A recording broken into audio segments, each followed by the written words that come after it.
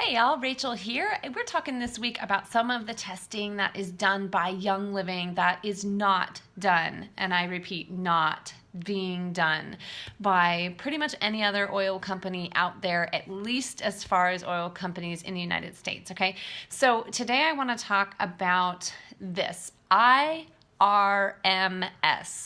which is, okay, wait for it, Isotopic Ratio Mass Spectrometry.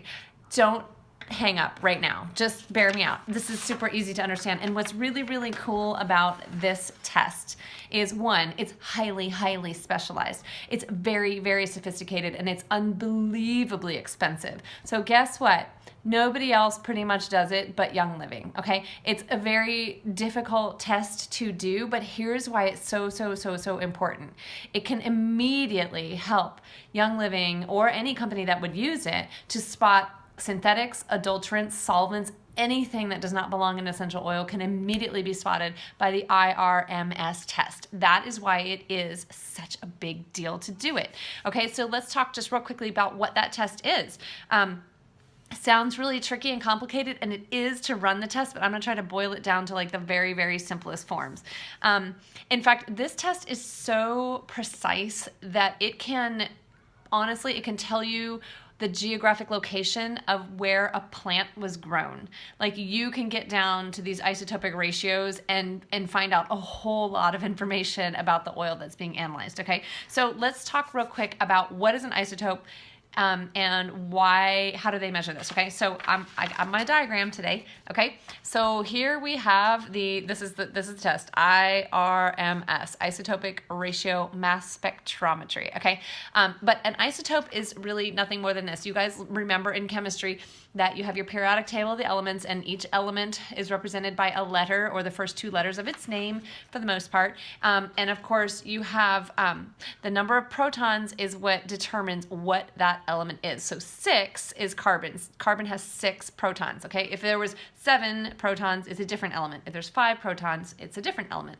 So the protons are what determine the element. So carbon is always 6. And of course, there's your electrons, right? You got 6 electrons. But this number up here, in this case, you can see it's 12. This is a number, usually you have 6 protons and 6 neutrons, okay? In this case, sometimes you can have an extra neutron. You know, the neutron is in the nucleus, and it's the neutral element in there, okay? But what that does is it makes, this is called an isotope, that makes that isotope a heavier molecule, okay? It doesn't change the property of that molecule. It's still very much carbon, because remember, it only has 6 protons, but it has an extra neutron. Sometimes it has 2 extra neutrons, so that just makes it a heavier element. This exists in nature in a certain ratio. In our atmosphere, there are these isotopes, okay? They can measure this, and it's a very consistent number, okay? So the normal carbon, which only has 6 and it has 12 things in its nucleus,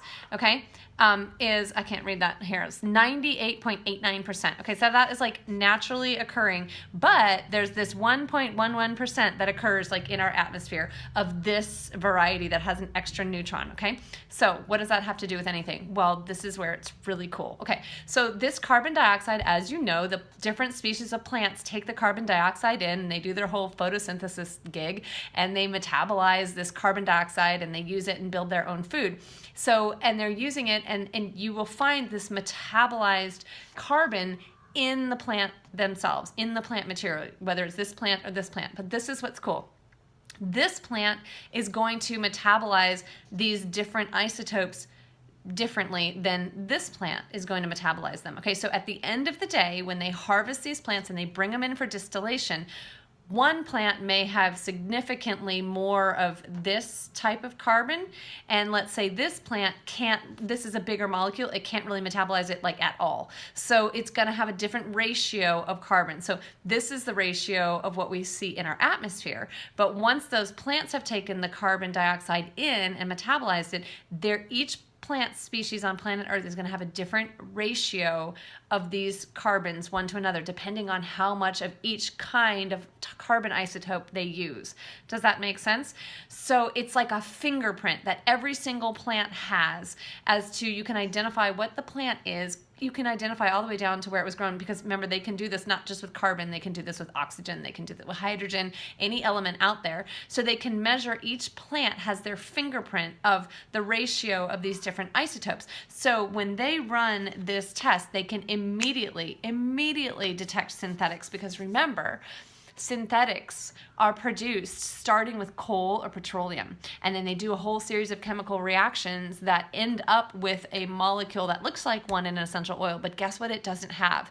It doesn't have these very precise, this fingerprint of these different isotope ratios, okay? So they can spot it a mile away if there's any kind of solvent or adulterant, even if you add like a carrier oil in there. A lot of the companies out there will be selling, let's say, lavender oil, and they will cut it with a carrier oil, almond oil, or something else like that, but they won't put that on the label. Well, this isotopic ratio mass spectrometry, it's a mouthful, IRMS, can identify right away if there's something else in the oil besides just this ratio of isotopes, this fingerprint that each plant has, okay? So but most companies do not do this test because it's extremely nuanced, it's very sophisticated, and it costs a lot of money. So you are not going to find another oil company out there, and this test isn't even run all the time by Young Living because of the sophisticated nature and the expense of this test. But just so you know, it is one that they do perform regularly, although not all the time. And it's so incredibly sensitive that it can identify something that doesn't belong there in a heartbeat. So rest assured that your oils are very, very thoroughly analyzed.